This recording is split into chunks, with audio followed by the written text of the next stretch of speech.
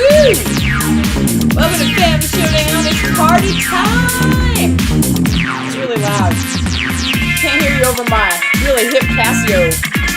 That's right. We're jamming. You guys digging our music? Alright. Enough of that. Kill that music. Kill it. Ah. Enough of the Casio. I was enjoying the music. Hi, and welcome to our list of party games. Are you ready to party?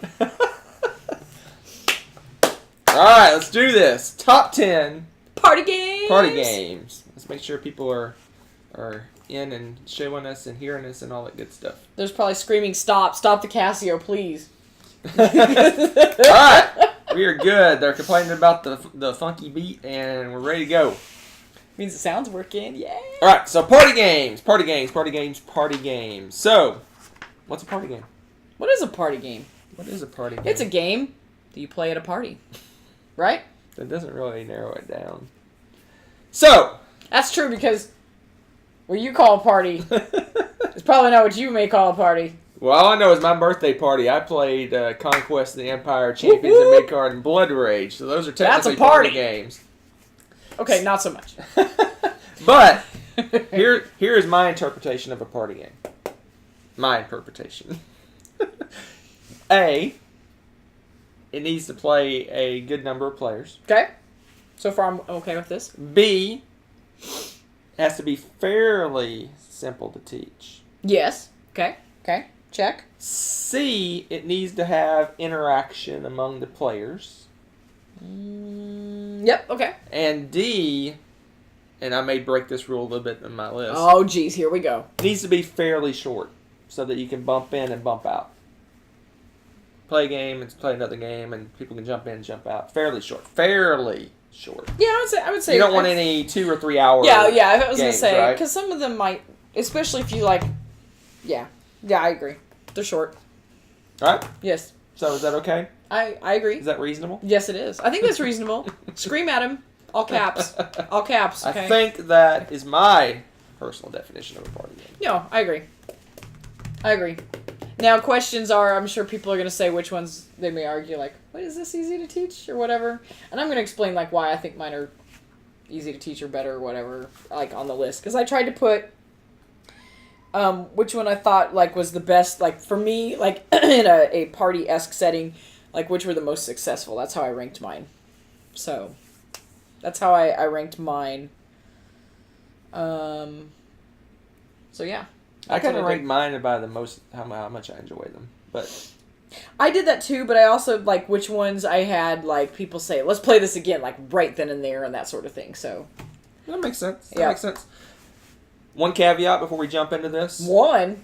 Just one? Well, it's not even related to the list. Rebecca and I are both fairly sick. Oh, yeah, So- sorry. So if we're snicker-snocking and coughing and stuff, You used my word. You're getting That's my word. you're getting one apology right now, and Yeah. then we'll pretend like it's not happening the rest of the time. We're trying not to. All right, so let's get her started, as they say. You mean, get this party started? All right, Party. hold on. Let me scroll up. What's going on? I don't know, what's going on? What? This one's got a lock on it. I don't know how do I unlock it. You locked something. It's one of yours, not one of mine. What? I don't touch locks. All right, I don't know what that means, but I guess we'll find out. That's exciting. All right, you ready? IT breaking stuff. What is your number 10? My number 10 is probably, hopefully, on a lot of people's radar, and that is Tumbling Dice. It takes you all of, like, 2 seconds to teach this game. And really, you can have as many players as you want on this thing. You can let it just get ridiculously crazy. And you've got this nice little table, and you are throwing dice down it. And depending on which level of the table that you're at, you get more points. And it's just multipliers. And you can throw in crazy multi-sided dice. You don't have to use just 6-sided. You can do, I mean, the sky's the limit, really, with this game. So you can do all sorts of crazy things, or you can just play it as it is. And either way, I think this one especially is a great night ender. I know, like, Tom Vassell and them, they usually make it an ender because by then everybody's all loopy anyway, and so it's just a silly game, and it's a lot of fun that way. And even if you try to take it really seriously and do trick shots and stuff, it's still fun. It's like it hits all ends of the spectrum. And again, you can take anywhere from 2 players to really you could do it with 20, whatever. It's crazy, but you're gonna be flicking dice off left and right the more people you have on there. So Yeah, this is the kind of game I think you can just leave set up. And once everyone kind of knows how to play, you can just kind of throw down games throughout the evening or Yeah. day or whatever. And you need several games like that, especially dexterity games, or that way you can kind of just leave them out for people to mess with. And you don't really have to even keep score. You just have to you can play and see who does the best and move on to another game. there you go. I like it. Like it. Go. It's a Oh. good party game. My turn. Party, party. What's your number 10? My number 10 is... Oh, they're digging your shirt, by the way. Oh, thank you. I mean, thank you. My number 10 is Insider.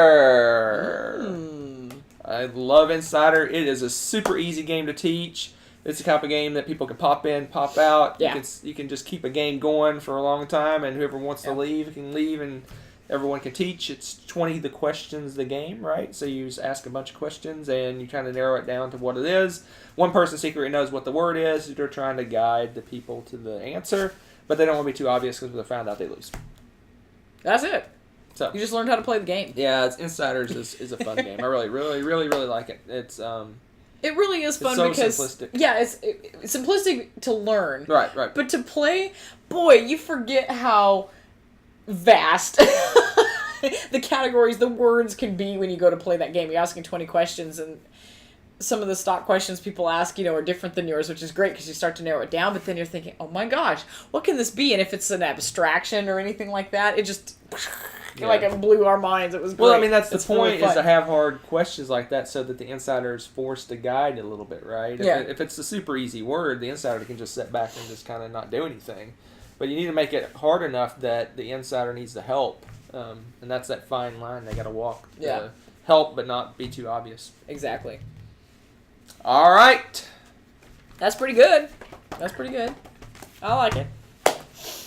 My number 9 has always been a hit for us.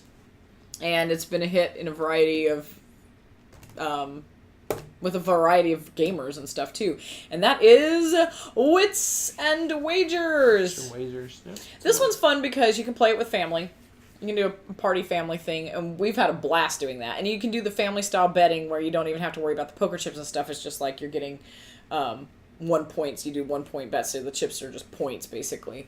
Or you can do the hardcore, like, you're putting chips underneath yours and putting down 20 on that guess and going all in, and you can really get into the betting and stuff for it. So that's a lot of fun. I really enjoy that. And there's also the new Vegas style that's coming out, and we got to play that. That was pretty cool. And so if you really, you can, there's so many different things you can do. And really, all you need is, you've got all these trivia questions, and they end with numbers. The answer is some number of some form, and you're just placing them on the board and then betting on who is closest or may have the right answer. And so it's one of those games where you don't have to be super good at trivia. You can just have fun betting. And again, it's a great family game. Even kids can get into that one. It's pretty fun. Keep talking. I keep talking. Wits and Wagers. Play it. Go find it. No, honestly, though, if you watch the Dice Tower, you've seen that they've adapted that to a ginormous game show where they play with like 200 people. They've done it, and it's successful. It's fun. This is a great game where you can adapt it to pretty much any player count. And so that's one of the reasons I like it, too, because it's great just to sit down with 4 people at the table, have fun, or you can just bring it out for a whole big group. Wits and Wagers. Currently our audio's out of sync, but oh well. Again? Don't look at our What's mouth. up Don't look at our mouths. Heidi Ho. I don't know why we're out of sync. Ever since that big crash of The Great Crash of 2017. the audio has been out of sync. Actually, we've had several of those, so the latest Great Crash of 2017. Let's just say there's probably a new computer in my future. Your computer. I thought it was going to be Christmas. Hold on. Sorry, guys. He's trying to fix it really quickly. All right. I guess we're gonna have to deal with it. There's to deal with it this Hunter's time. behaving so far on the list, yes. All right. Dean was asking. My number 9. What's your number 9? My number 9. Okay. My number 9. My number 9 Is? is We're waiting. is Still waiting. I can't handle the suspense. What is it? Cash and Guns. Oh, second good pick. edition. Good pick. I just showed you the whole game. Cash and Guns, second edition. I really like this game. It's just it's so funny. it's a laugh out loud kind of thing. When you just what better way to have a party than sitting around a table and pointing guns at each other and shooting your friends for cash and diamonds. There you go. That's the game in a nutshell. Yeah. So basically that's what it is. You point guns at each other and you either duck and don't get shot, or you risk being shot to try to get some loot. So it's a fun little game. I just think it's hilarious when some people are just like, why me? Oh, it's great. The betrayal. I thought we were working together. Never happens. By the way, if you're a parent and you're playing with your family, expect to die. Your children are like, ha ha ha ha, I shot dad. It's pretty hilarious. Don't expect to ever win the game with children involved. The fun one too is they have the new guns where you have a silencer you put on and the dual pistols and all this craziness. So people are sitting around the table, aiming at two different. Oh gosh, that was a riot. I like the new. We need to get that. We don't have that yet. We have a second edition, but we don't have all the little. Yeah, we haven't bought any of the expansions yet. So good stuff. Check it out. It's pretty funny. It's pretty awesome. Cash and Guns, shooting people and stealing loot. It's good stuff. Good stuff. Good stuff. All right. What's your number 8? My number 8 is an oldie but a classic for me. Oh, here we go. Let me guess. I'm going to guess. That may spoil your list, but I bet it's some generic 80s word game thing. 90s. Does that count? Oh, there you go. I was okay. exactly right. All right. Exactly right. You said 80s. You were I don't know when this game was made. Oh, my goodness. Just show my picture. I played Taboo. And if somebody wasn't Mr. Weird Games, whatever, we'd play it more. This one's great. I played it with a group of friends through high school and college. What do you like about Taboo? What do I like about it? It's hilarious. Yeah, exactly. No. That's what I don't like about Taboo. Because everybody that ever... This is why I can't play with him. And this is why I couldn't play with half of the, Oh, goodness. Why is it? Is it a guy thing or what? But almost every person, male especially, that ever got a hold of the buzzer pretended to shave their armpits or something with it, or just sat there and buzzed the entire time to where I hid my batteries. I can't play that game. Yes. I'm just sitting there waiting. Yeah, exactly. So what you're doing is you've got a bunch, say like you've got the word chicken on a card, but then you've got a list of words underneath it that you cannot use as clues. So Kentucky Fried will be on there, wimp or something. There's going to be a bunch of different things that you would use to describe a chicken, and you have to find out a way really quickly to describe it and have them get it without using any word or portion of those words on that list. So you have a person from the other team hovering over you with the buzzer ready to buzz you, because then you lose that point. You have that game? Yes, I do. I have that game. I need that buzzer. No, see, I hid the batteries, and I will hide the whole house of batteries. Oh, man. I will find all the batteries in the house and hide them from you. But yes, that game is a lot of fun, and it's one of those games. As soon as we played around, we usually quit taking score on this game and just keep playing. Just buzzing each other. Yes, pretty much. So it's just, I don't know. It's really popular when we played it. I don't know if anybody still plays this game, but it is a blast. And it's fun. I don't know if it's difficult to find or not, but... I'm sure you can still find it. Yeah. So, it's a blast. Go to any thrift store, there'll be 100 copies. Wow. There's about to be some technical difficulties. He's ill. It'll probably won't... Sorry. You're making me choke when I laugh. All right, my number 8 is not Taboo. My number 8 is... The Resistance. I'm just kidding. What? You dissed on Taboo. I'm not talking to you now. Go ahead, off with your The Resistance. It is a social deduction-y game where you hate your friends at the end. Because you're the traitor! No, it's probably one of the earlier, I wouldn't say earlier, but maybe it's earlier, I don't know. One of the most pure social deduction game where you have a role and it's a secret role and the whole thing is to figure out who has the secret roles. I mean, that's the whole... But then there's a kind of an overlay of going on missions, and you vote for the missions are going to be successful or not, and then the ones that go on the mission, they decide whether it happens, all that stuff. Vote whether the mission happens or not. And there's all this kind of feeling each other out. Okay, why did you vote for that? And oh my gosh, there was a bad vote for this mission. One of those people is the bad guy, and you kind of narrow it down and use it's almost like a logic puzzle in a way to figure out who the bad guys are. And invariably you're wrong, and they laugh at you at the end. That sounds like my play experience with that in a summation right there. Yeah. I always screw that up somehow. I don't know why. Because I play other deduction games fine, but Resistance, like, I don't know. One of the reasons why I picked this is one of the few games that I specifically remember moments that happened. See, that's good. That is a good game then. Yeah. My favorite game of Resistance is when my best friend totally convinced me he was a good guy. I mean, I was like locked in 100% that he was a good guy because every mission he went on was successful and everything was just great. And at the end, I was the guy picking the mission. I'm like, okay, me, you, and this other person going to go on the mission. And he's like, you lose! That was so awesome. Yep. Part of that it was funny too because I was the other bad guy. And I usually am not as good at hiding it. So we went ahead and let it implicate me. And I just kind of absorbed the blame. And he just sat under the radar the whole time. So we're like, got you. It was fun. That was a really fun one. We liked that one. I just like games that end with this kind of big surprise, laugh out loud kind of moment. That was pretty awesome, though. To me, that's kind of the essence of a party game, is that you're laughing and having a good time while it's going on, right? Yep. Yes. That is a good one. All right. All right, we're on to my... Number 7. Number 7. And it has been mentioned before. Ooh. It has. It is Insider. This game, it was fun. Once I finally got to play it with adults, you guys have watched before probably saw that the first time I played it was with the girls, and they clearly have not played enough 20 questions. Yeah, I knew like 10 seconds in you were an insider. Yeah, it was pretty funny. Hunter's watching this game unfold, and he's like, no, this isn't going to work so well. It was pretty funny.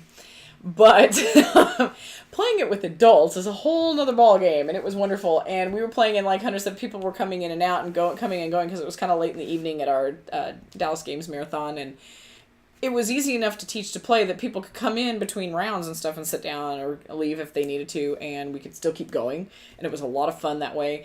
And there were a lot of aha moments. And of course, as soon as we figured that out, I'm like, oh, I get this now. Let's play it again. It was another one of those where instantly everybody wants to play it again. Right. And we went through several rounds over whatever the game would be, just because we had a lot of fun with that. Right. So I really enjoy that, and I like this as a party game because this, again, at its heart, you don't need really anything with it. It's a tiny little box, and really, do you need the box? Not really. I mean, you could just put on pieces of paper technically you could, but it's perfect. It's small. It's great to travel. It's portable. You could, take it anywhere. Teach it to anyone because, in general, everyone knows how to play 20 questions. And there's just a tiny twist to it. So you can teach that to anybody. I think it's a great game for, I would not say children.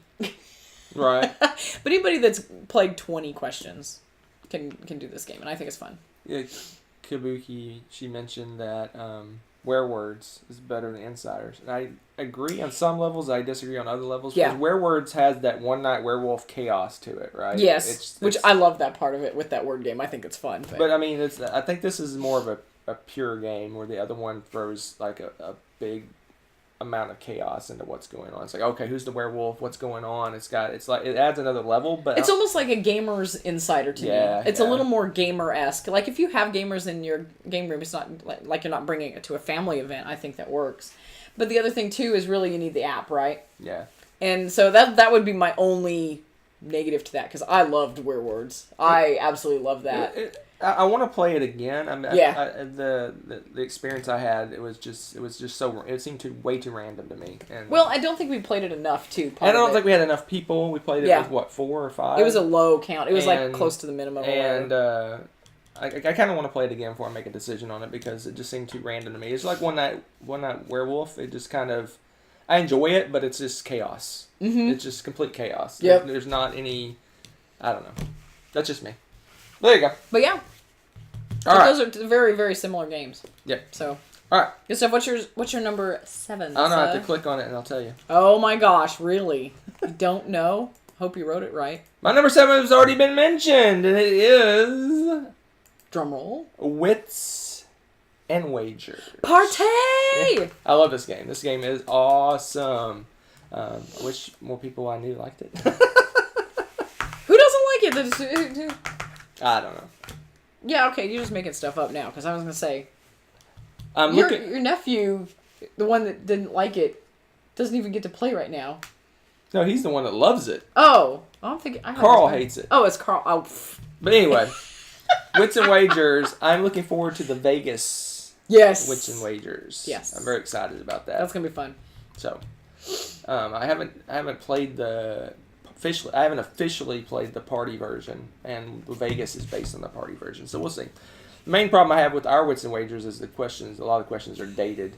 We need to get more questions. We really do. That's our big thing. Because we always have the question that we have to say blah blah blah. What's the population in 2005 or 2006? Yeah. Was the population. The number one best-selling book in 2005 was... It's like, what? You have to think 10 years ago. You have to think about the question, then you have to backtrack 10 years and figure, okay, well, I think I know what the one is now, but what was it? Yeah. So, we need an updated version of the game, and I like the Vegas. We played the Vegas version at Dice Tower Con. It was Dice Tower Con, And it was fun. I enjoyed it because you have all these different bets. You can bet on who you think got the question right. You get to bet on like the high numbers, the high guesses or the low guesses. It's got all these crazy bets, and it's just crazy. And you get a big giant mat too. It's like the mat's like that's humongous. Right. Yeah. Mat. So I'm looking forward to that. Definitely. But don't we have to buy a different version of our Wits and Wagers to go with it? Yeah, because we have like one of the original. Yeah. But that gets us updated questions. Yeah, it's like a win-win for us. It's totally worth the buy. Awesome. Okay. All right. That's my number 7. She already talked about it, all the things she said. She did a great job. All right. So, my number 6. Number 6. It kind of got a revival recently for us. And that was the game of Pit. Pit. This one is, I don't know, we always have a mega blast when we play this game. It's crazy. It's another one of those, it takes 2 seconds to tell people how to play it. You're trying to collect a set of cards. You do that by trading in this way. You call out how many, cards you have of the same kind, and you try to trade with someone of like number, and boom, there you go. Whoever's done first rings the bell, and chaos ensues. Yeah. Inevitably, screaming in chaos, leaping over tables, grabbing cards that weren't actually yours, as like 4 different people are trying to trade at the same time. It's fantastic. They even included it in the mega game that we got to play this summer. One of the side games, it was the side game that I happened to be at, was basically Pit, and we were doing that for resources. And I love the fact that it's, they're using this mechanism for other games. Well, it's so simplistic you can teach it, even if it's a small part of a game. Yeah, absolutely. And I mean, the game's been around since 1903 for a reason. It's hysterical. And so, yeah. It's pretty fun. Love this game. You can play it with any range of the player count, and I think it's fun. But, of course, the more the merrier. Yeah, I think, more the merrier anytime, hands down. As long as you got a space that you can stand around. You really need a smallish table for everyone can stand around to play. Yeah, because you think you'd want a big table, but next thing you know, people are leaping across it trying to reach it. Because the person you need to trade with can't be very far away because they may have the cards you need, and if they're all the way down to the other end of the table, it's not going to work. So you need you almost need like one of those little tiny bar tables to play around. You do. It's awesome because no one's sitting during this game. That's another thing. You stand up for this game because if you try to quietly do a. Well, they do have a silent variant. That doesn't mean you still cannot sit down and play that. Who is going to sit down and be like? No, you still have to be aggressive. You'd be sticking fingers in people's faces, and it'll be awesome. Anyway, someday we should try that. Yeah, I'm yawning. All right. You done? I'm done. My number 6 is... Is it Pit? No. Ah. It is... Time's Up! Total Recall. Such a good game. Time's Up! Total Recall. I love this game. This game is magnificent. I wish I had more opportunities to play this. This is not the game for the socially inverted types. It is. You have to be very outgoing and expressive, and I don't know. How'd that go again? Outgoing and expressive. That's usually my move, right? Expressive. Yes.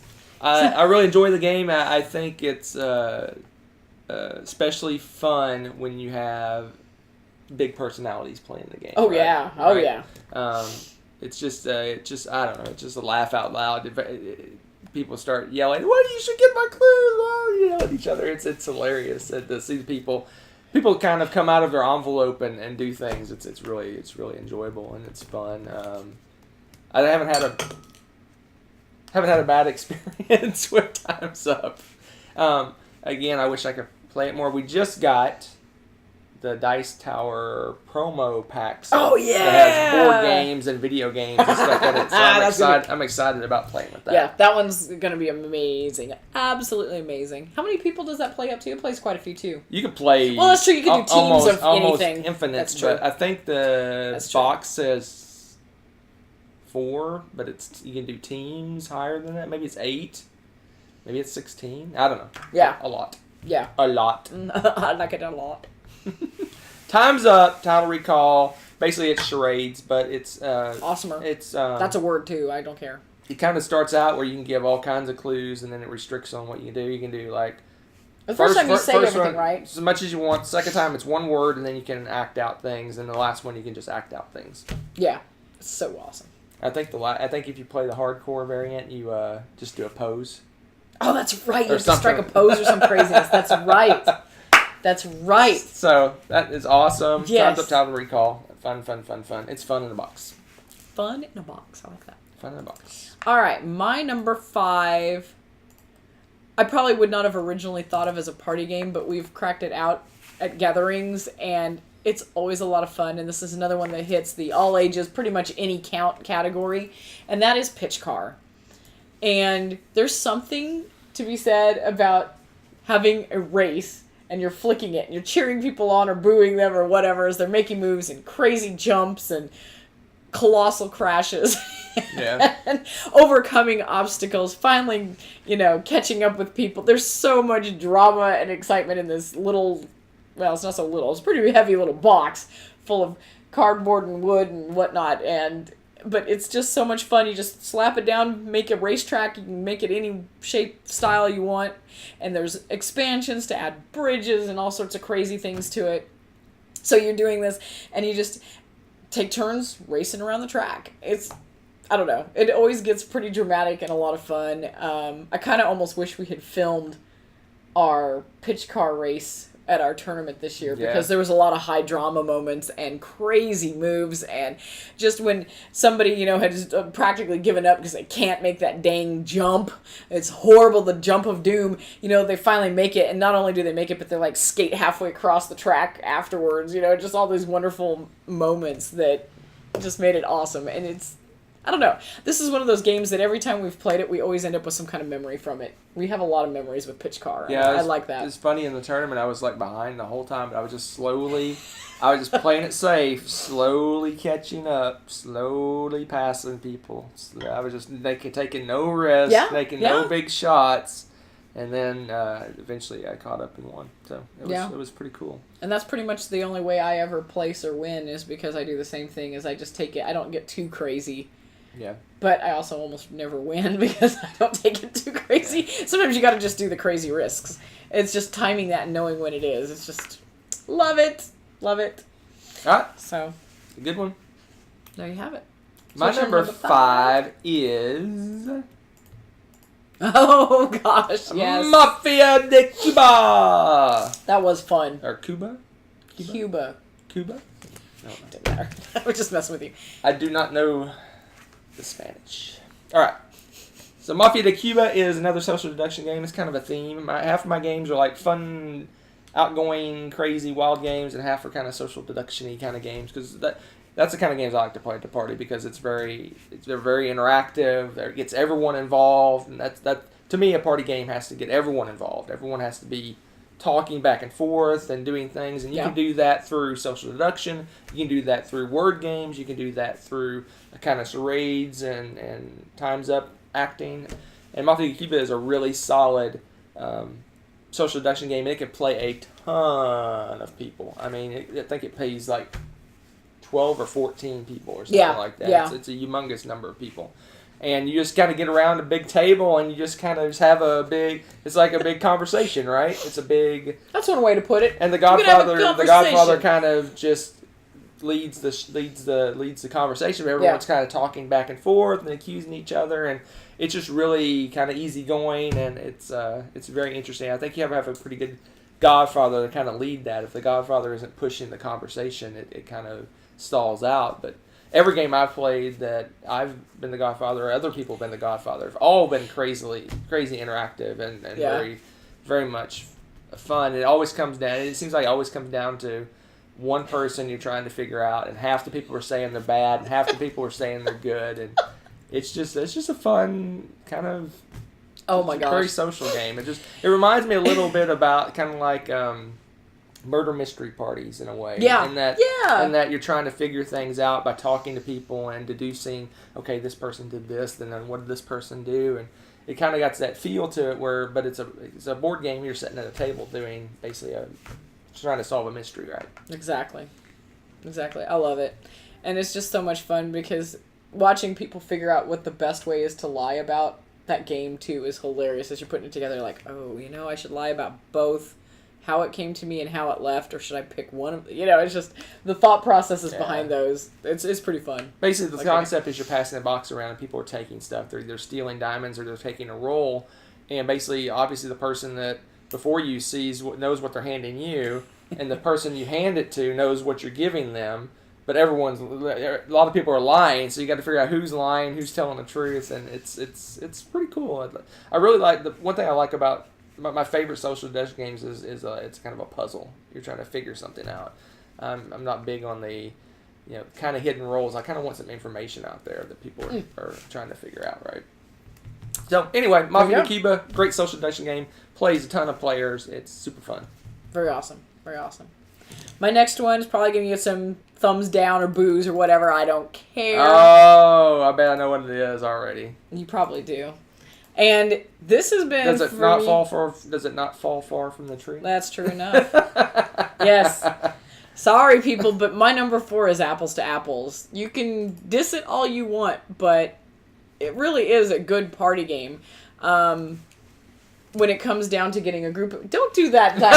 Tell me more. No, it's... Okay, yes, I know there are groups of people, and especially hardcore gamers, that will break this game without a second thought or looking back at it. But if you get a group of people that are, especially non-gamers and stuff, this is really a great party game, especially if it's people that don't necessarily know each other very well, and it's a great icebreaker game. I've used this game... actually in my reading improvement class, and it was a blast because I had some English language learners in there, so we kind of ended up with it being almost like a mini vocabulary lesson on top of a game. We had a blast because some of them were like, what is this? And so we'd have a little chat about really quickly what this is, and they're like, oh, okay, and it's always been really successful, and every time any of my teenagers, they play this, they're like, I want to play this again. And we always get to the point where we're like, no, we don't even keep score after a while. We go to a round to say whoever gets first of 10 or something, but whatever. It's just a really fun game for them. And they can get into it and make jokes, and I don't know. For us, it was kind of a conversation builder. We build off of it. So, yeah, I mean, it's always successful. If everyone goes in with the right attitude and are not power gaming the game. Yeah, well, that's the thing. I've just had bad experiences with this game. Yeah. See, that's the problem. And I had a group of friends in high school and college that were great. They had a blast with this game, and we just played it because at its heart what it was meant to be, and not try to break it. So it's fun if you have a group of people that aren't trying to break games. Yeah, I mean, my experience, people goes, oh, I think you should pick that one. If you pick that one, then maybe I'll pick yours, and that kind of crap. So.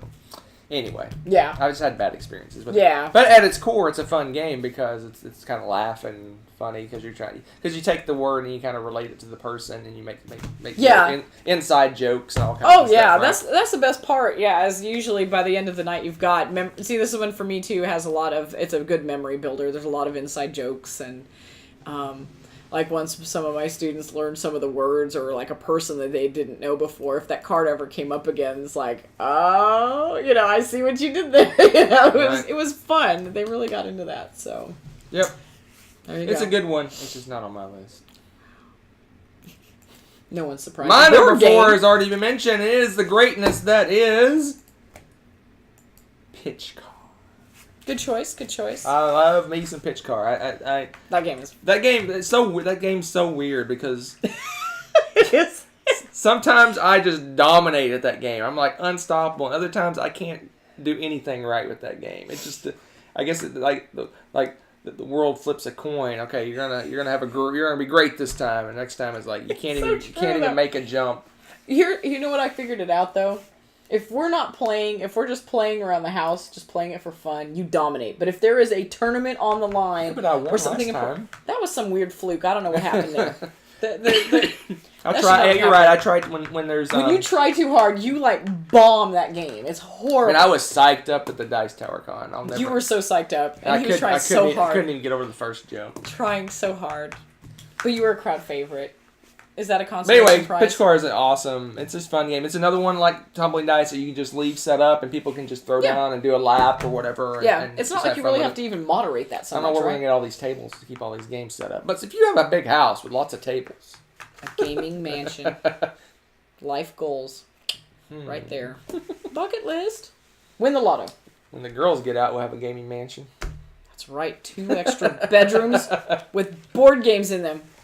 The children will never Anyway, know. Pitch Car for all the reasons she said, and that's about it. Yeah. Okay, so we're on to my number 3. Oh my gosh.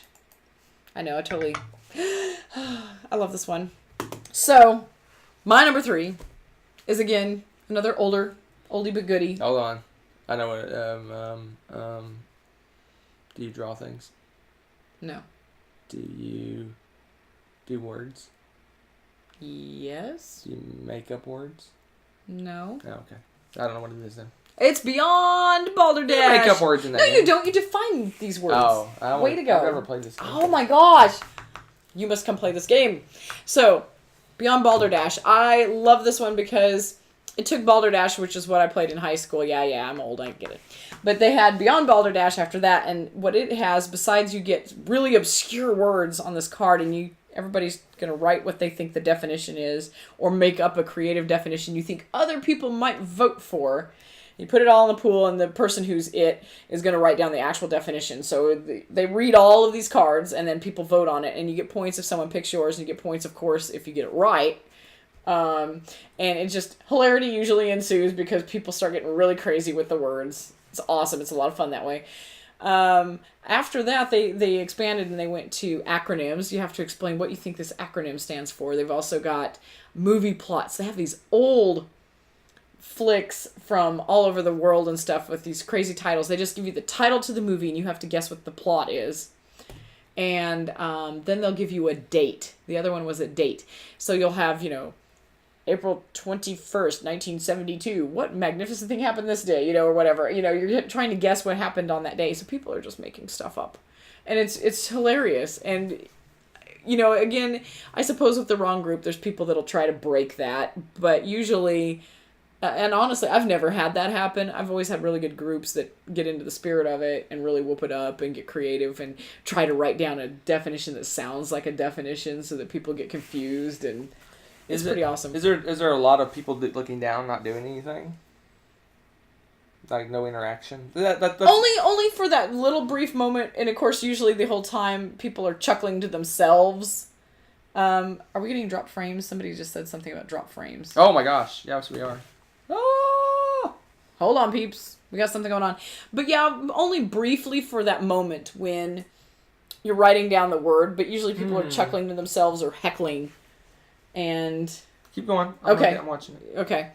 So otherwise there's a lot of interaction because people are sitting there eagerly waiting to see, you're trying not to reveal because you don't want to tell people. It's the opposite of apples to apples, right? You're not going to be like, this is mine, because you don't want people to know because people will purposely not vote for yours. So you're trying to pick the one you think is, the real answer. And again, yeah, you play with the people that are fun and get into the game.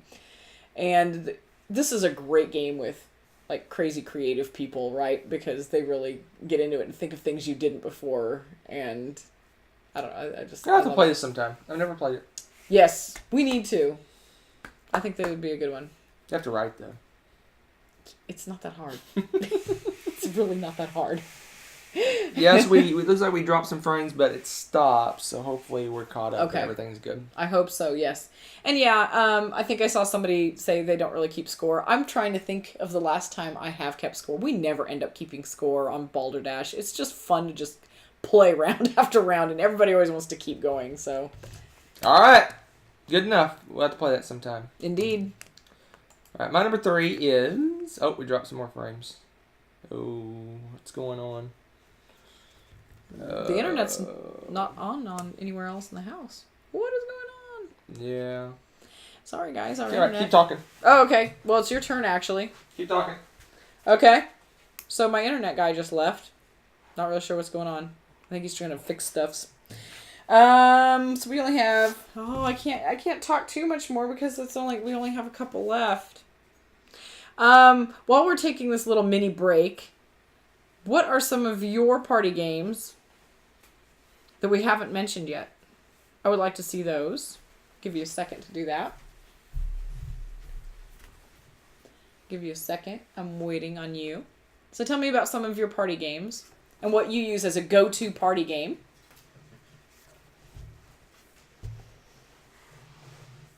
All right. Shut some stuff down. Let's see what happens. Coming back. I'm back. Coming back. Cosmic Encounter. Nice. Yeah, for a small party game. A gamer That's game. like gamer's party game. That's a gamer party game. I like it. All right. That's like Perfect Hunter is going to be all over that one. All right, I'm back. Secret Hitler. See, Secret Hitler is one that we want to play. That one sounds really cool. I think I had my... Wow, Tommy, that was mean. That was mean. Ooh, Tommy's talking smack.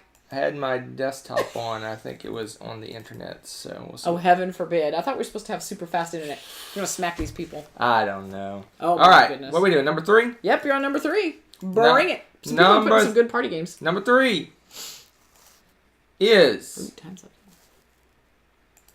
Deception Murder in Hong Kong.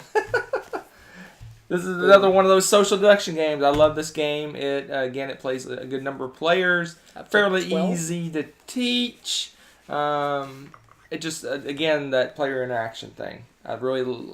Social deduction is a very good vehicle for getting everyone involved in the game. It's not a game where you're staring at your board and the next person stares at their board and the next person stares at their board and it goes around. It's interactive. It's talking, and you're trying to figure out a murder. So you got to figure out first you have to figure out the murder, and then you have to figure out what the murder weapon is and what the clue left at the crime is, and you have to get it exactly right. And depending on how many players, there may be accomplices, there may be witnesses, there may be other people doing things, and the person that is giving the clues can't talk. They just kind of give you they point to different words that give you clues about what happened, and you have to kind of deduce from what's going on. So it's along the lines of there's several games out now that have the clue giver basically has to be quiet, like Mysterium, and there's a few others that are that way where you the person giving the clues can't talk. They have all the information. They're kind of the vehicle for everyone else figuring it out.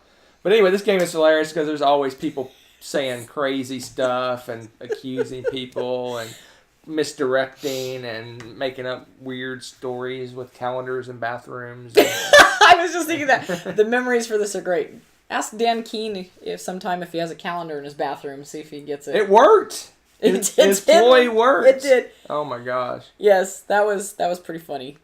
Yeah, that was it. Yeah, that's recorded. But in all anyway, its glory there's another too, one of those forever and games ever. where you have memories, where you remember gosh. things that happened during them. And Yeah. if you're playing just a generic Euro game, a lot of times you don't remember. You may remember who won or whatever, but you don't remember. Oh, there was that moment when this happened or this thing happened.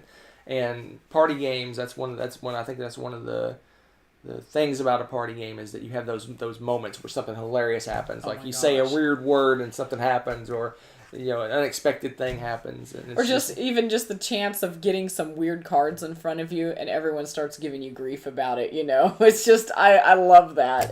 There's so much there. Deception. It's a fun one. If you haven't played this one and you like social deduction, you gotta get this one played. It's fantastic. It is maybe... No, I won't say anything. Don't want to spoil anything. Well, you might as well, because my number 2 is Deception Murder in Hong Kong. It is my favorite social deduction game. And this is one of the few times where, honestly, a lot of times it bugs me if the person who, like Mysterium, you can't talk the whole time. I just feel like you're not really interacting with people. But in this one, it doesn't bother me. I don't mind being the forensic scientist. Yeah. I like it because you're sitting there and you get to kind of... It's almost like you're the devil's advocate in a lot of ways because you're trying to guide the conversations, but you can't say anything about it, so you're just agonizing over, oh my gosh, they just went the wrong direction. How do I... Yeah, but you can pull... That's when you pull a clue off and they're heading down the wrong path, and then when they start to get it and they start accusing people and you're like, yes, but you can't reveal that you know that they're on the right track, and it's just... I have just as much fun playing it as being the investigator. And I don't mind being the murderer in this one either because you just talk the whole time. You just talk. It just can be complete baloney. Doesn't matter. And I always want to be a bad guy in these games. I Hunter loves being the murderer. In fact, he's guy. almost sad. If he's sad, he probably didn't get the murderer role. I love being the murderer. Yeah, it's so fun. Much fun. It really is, and I just love the cards. I honestly, this is such a great game. I have a couple that were small classes, and at the end of finals last year, I brought this because we had just enough to play the max for the player count. And it's easy to teach, so I taught it to them, and the discussions and stuff over like, oh my goodness, these are you could use that as a weapon. Oh yeah, you could. Blah blah blah. And is this actually a poisonous gas, or is this and just all of a sudden we had chemistry discussions. We had, I mean, it was just Did someone really be killed with that? Yeah. Oh my gosh, we had debates. It was fantastic. The conversations that were sparked from this, let alone the gameplay, was phenomenal, and it's just such a great game to bring. And everybody just starts playing it. Different personalities, everything. It's great for this game. So, anyway, I can't say much more about Deception Murder in Hong Kong. It's awesome. It is awesome. It's my favorite. If you've not tried it, please go try it. It's a blast. All right. And I don't think we'd ever turn down an offer for that one either, honestly. No, I would play this anytime. Yeah, anytime. It's amazing. It's a great one. All right. My number 2 is my favorite social deduction game. Oh, I know that one. Which is it? Is it Falling? It is Spy Falling. Spyfall. Oh, this is just... This is your game so right here. Much fun. Oh my gosh, I love Spyfall. So, it's a short story. I mean, if you watch this channel, you know everything there is to know about this game probably. But anyway, Spyfall is a social deduction game where everyone at the table knows they're at a location, and everyone at the table knows but one person.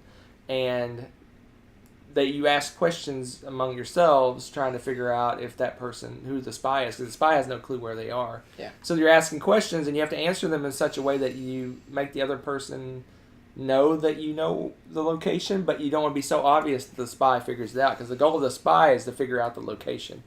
And oh my gosh, it's so much fun. This game is awesome. Most people, when they get the spy, they're like, oh, this is horrible. When I get the spy, it's like, oh, yes. Yeah, I'll be honest. I love being the spy in this game. If you have played this game and you're teaching it to new people, you need to make sure that your new people are the ones that never get the spy at first. Yeah, because but if you can't have control not, that though, unless you rig the game. Rig the game for those new people if you have a mixed group, because if you are a new player, it is extraordinarily stressful to be the spy right off the bat. No, I'm not speaking from experience, right? Because you're still trying to figure out what kinds of questions to ask and things like that. You can rig the deck and make sure they're not the spy. I think it's important, especially if you have someone who's a little more timid about it. Definitely don't let them be the spy right off the bat. Save them. One thing we did to kind of make it easier too is they only give you the one cheat sheet that has like example questions and all of the locations. So a lot of people will pass it around the table. I don't recommend leaving it in the middle, because then you know who the new people are, because they don't have the places memorized. Right. So we have we printed up cards for everybody, and we just made it a habit where everyone has to, at least at some point, always look down at the card, so that it doesn't give it away for those poor people that are new and don't know all the situations or are trying to think it through. So it makes that a lot easier to deal with, because some people will stress out over this game. Yeah. But it's hilarious. I love it when you're the rolls, spy. Your face just goes beet red. It's hilarious. Yeah, I don't know why. I have trouble hiding this one. I have trouble hiding this game sometimes. We played it. If I'm caught off guard, if I don't have it. Yeah, we were playing at Dice Tower in the marathon. You got the spy, and I looked over and went, Rebecca's the spy. So I waited a little while for the sake of theatrics, but I knew you were the spy like instantly, right when you picked the card up. I'm surprised. No, you would be like, she's a spy. It kind of ruins the game if you do it right. Oh yeah, right? true, yeah. But it's funny, but I love being a spy. It's awesome because you get energized, right? Yeah. Well, at least I do. I'm like, oh, it's on. You got to really pay attention to what everyone's doing, saying, and you kind of your mind is just going 1,000 miles. Everyone else is kind of just like casual, and your brain's going zzz, trying to figure out, okay, what was that? Was that? What did he say? What? How does this go? And together? I inevitably will forget too that I can just blurt it out if you're the spy. I always forget that I can do that. Yeah. And I'm like, a lot of times I'll piece it together, but then I don't think about saying, oh, I know where we are, blah, blah, blah, blah. I feel like I have to wait for some stupid reason. I always do that. Oh, man. As soon as I think I know, you're like, boom! Yeah. We're at the hotel. It's hilarious. It's hilarious. I love Spyfall. It's fun. But it's not for everyone. No. This is definitely a more outgoing sort of game, or more comfortable with yourself kind of game. Yeah. Yep, I agree. So, all right. My number one has been mentioned before, and honestly, this is another one I will never refuse. I've had so much fun playing this. This is probably some of my best board game memories, period. And that's with Title Recall. Time's Up, that is. And this game is a blast. Just the silly stuff, just playing it with family, to slapstick stuff, to trying to figure out clues that people hum when they're tone deaf to, like, I mean, the spectrum, right? This trying to figure out weird is like, what is this? What does this stand for? What? Invariably, someone does a stupid motion, and that becomes your clue. Like someone says the clue's like deer hunter, and someone goes. Yes. And so now everyone for the rest of the game is doing this. And it's like, you're using our sign, And it's just, I just love it. And it's one of those, like Hunter was saying, that, we talked in the other one, the player count for this could be, you could do it like one-on-one teams, or you could have teams of 10 on each side and everybody just rotates through. This game is great. It is great. It's hilarious. And just so many silly memories of that one. And it's funny, too, because you'll hum a song and you know who's up on, like, that genre of music. Because they'll blurt it out and everyone else is like, huh? What? It's like, why don't you I can name that tune in 2 notes. Yeah, exactly.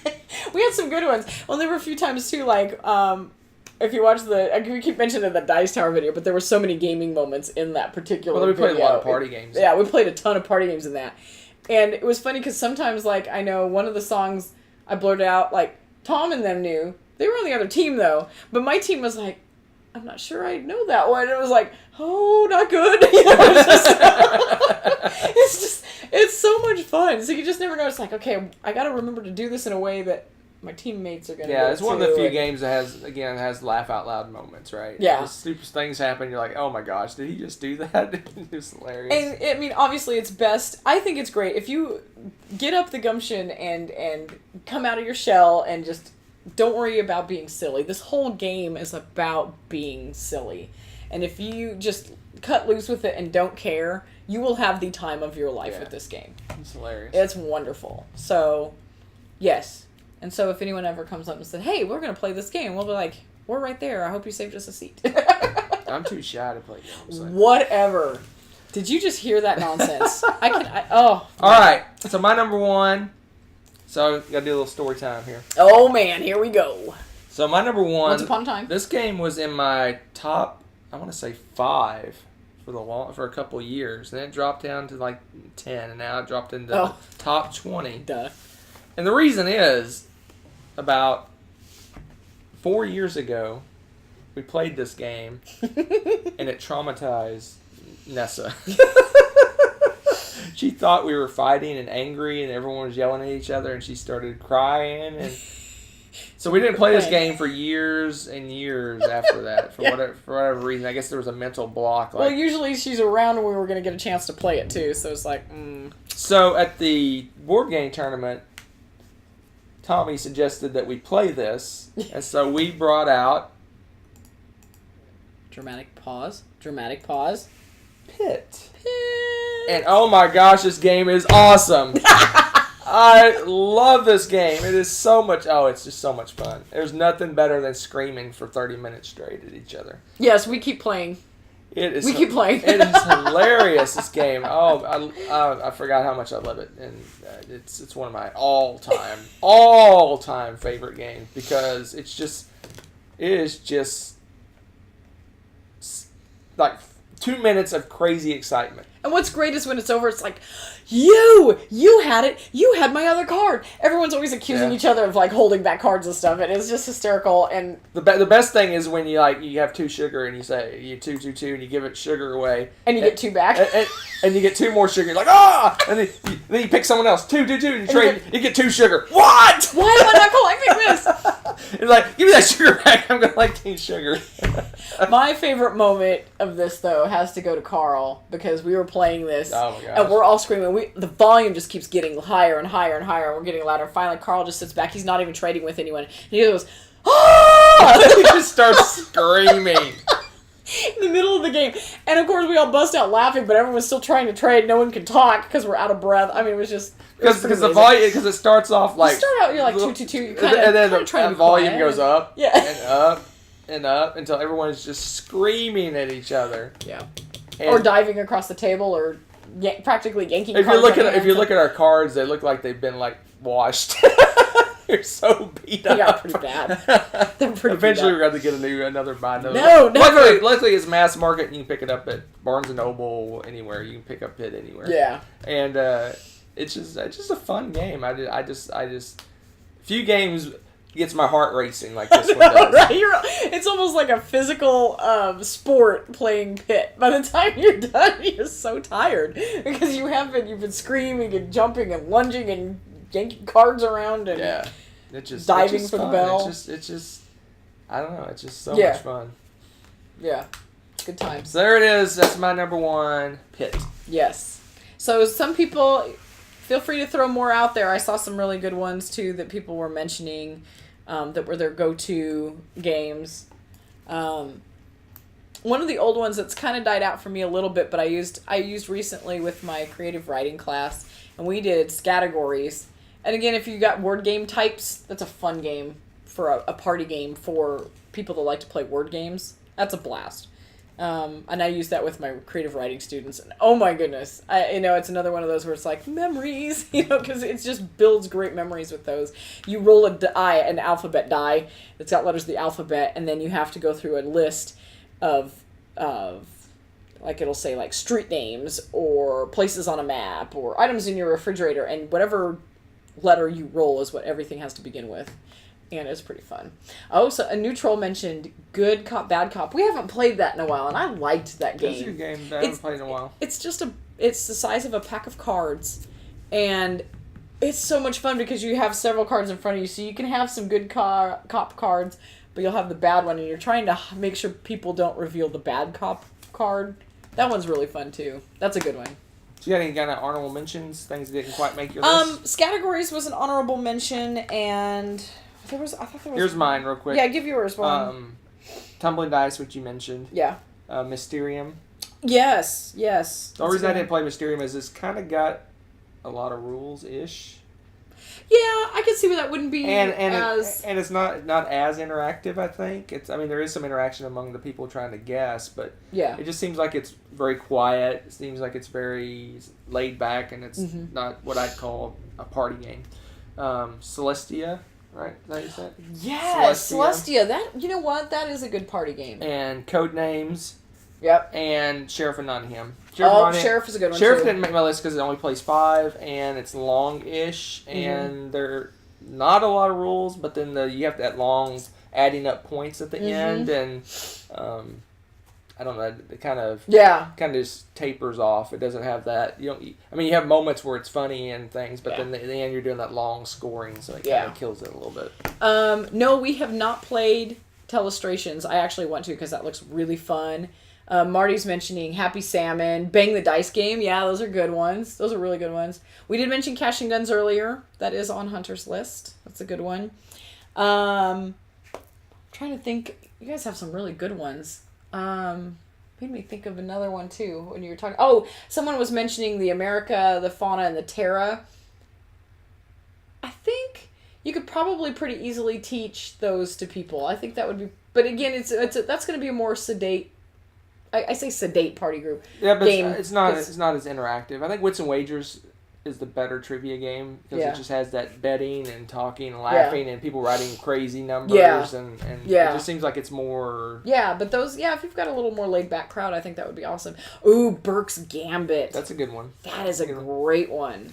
Yes. We don't own that one, so it didn't pop into my head. I know, I didn't think about it either because we don't. Secret Hitler, that's on our to try list at some point too because a lot of people talk about that one. It's good stuff. Some of the other games, if you have an outgoing group, Craniums was kind of fun. You have to have the right group for that too, of course. I've had some really good experiences with that because it's fun. You got, the messing with Play-Doh and, oh my gosh, trying to sculpt something under a timer. The blind drawing. I love that stuff. I think it's fun.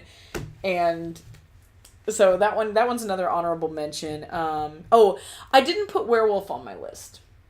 Because that game is over for me. It's kind of gotten killed. At least among my game group. Yeah, at least our group kind of broke it.